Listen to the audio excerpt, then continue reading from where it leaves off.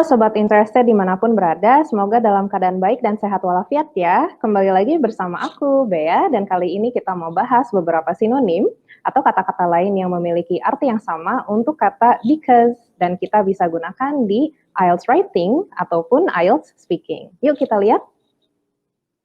Oke, yang pertama kita lihat dari maknanya dulu ya.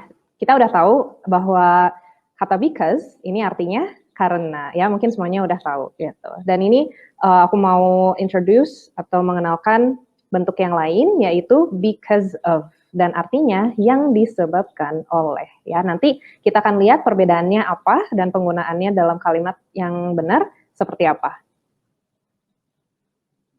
Nah, untuk pelafalannya teman-teman, meskipun kata because ini di tengahnya ada huruf U, bukan berarti huruf U-nya dilafalkan ya teman-teman. Jadi kebetulan untuk pelafalannya ini huruf U-nya tidak perlu dilafalkan. Jadi langsung aja because.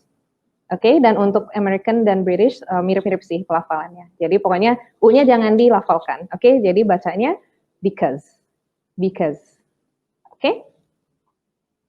Nah, yang berikutnya untuk pola kalimatnya ya teman-teman. Nah, karena kata because ini merupakan kata hubung antar kalimat, sehingga dia harus nempel dengan kalimat yang merupakan induk kalimat, gitu ya, yang bisa berdiri sendiri, gitu. Karena kalau kata because, terus diikutin kalimat, itu dia belum bisa berdiri sendiri. Jadi dalam satu kalimat kita harus gabung nih kata because yang menunjukkan sebab, kemudian kalimat lain yang menunjukkan akibat. Ya, jadi untuk polanya jadinya seperti ini. Because kalimat yang terdiri dari subject verb dan keterangan lainnya. Kemudian diikuti dengan subject verb yang merupakan akibat, ya. Dan mungkin ada keterangan lainnya juga bisa. Bisa juga dibalik. Jadi akibat dulu yang disebutkan baru sebab, sehingga menjadi subject verb because subject verb.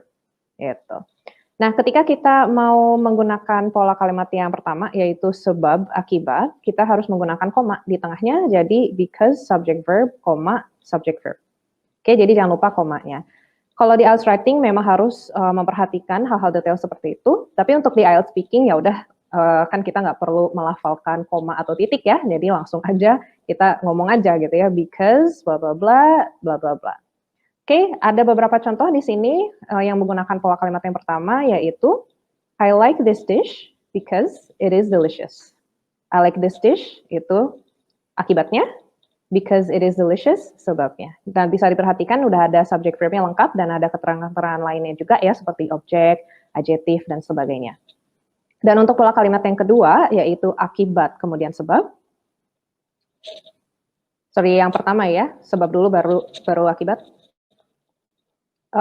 Misalnya, because I enjoy math, I enrolled in the applied math subject. Nah, tapi mungkin contoh kalimat seperti ini sih cocoknya di IELTS Speaking, jadi mungkin komanya nggak terlalu penting ya di situ. Tapi yang jelas kita nggak cukup cuman bilang because I enjoy math, tapi harus ada lengkapnya, yaitu I enrolled in the applied math subject.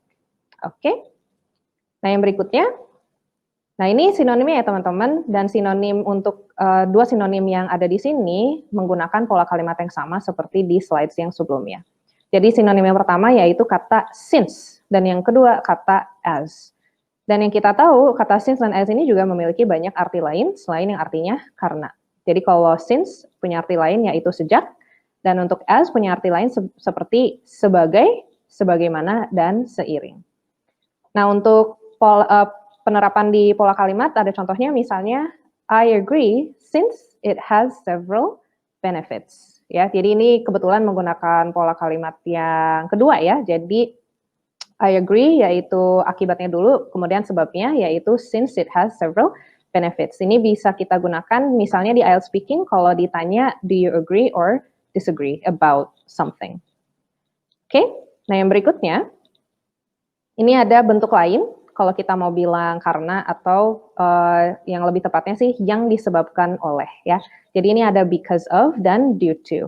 Tapi bedanya because of dan due to tidak bisa diikuti sama kalimat. Jadi langsung aja diikuti sama noun phrase ya, langsung aja kata bendanya aja tanpa ada kata kerja gitu. Artinya sama aja yang disebabkan oleh. Contohnya, I would recommend it to anyone because of its versatility. Oke, jadi ada because of atau due to, Its versatility itu kan kata benda. Its di situ juga itu menunjukkan kepemilikan dari suatu benda. Gitu. Jadi tidak ada kata kerja ya di sini. Jadi dan tidak menjadi kalimat yang terdiri dari subjek dan verb. Oke. Nah, yang berikutnya, teman-teman. Silahkan coba menuliskan kalimat sendiri dan coba tuliskan di kolom komentar supaya kami bisa melihat. Oke. Nah, untuk yang berikutnya, kalau video ini bermanfaat, silahkan klik like and subscribe to our channel and also follow us on our other social media platforms seperti Facebook di Interest Education dan Instagram di @interest.education. Oke, dan untuk informasi lebih lanjut mengenai kelas persiapan bahasa Inggris, IELTS, TOEFL, dan yang lainnya, dan juga kalau mau ikut simulation or prediction test, bisa hubungi kami. Gampangnya mungkin bisa DM di Instagram @interest.education, bisa juga WhatsApp kami di 0821 19515452. Boleh juga email kami di contact@interestedu.com. Thank you for watching and we'll see you in our next videos. Bye-bye!